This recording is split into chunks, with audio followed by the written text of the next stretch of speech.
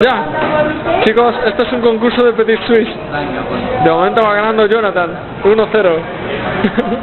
Va por el segundo Petit Suisse.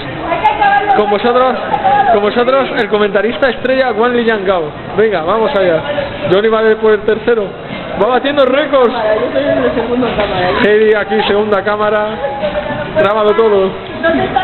Va por el cuarto Jonathan. Va a explotar, señores.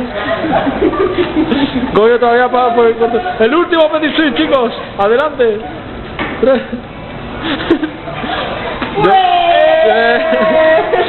Jonathan ha ganado. Vamos a ver cómo ha quedado. El de Goyo con lo de Jonathan, ¿vale? Este es de Jonathan y este es de Goyo. Este está medio lleno y este está súper vacío. Es el puto amo.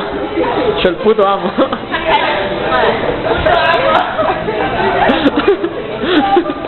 Joder, 5 peticiones. Enhorabuena, señor.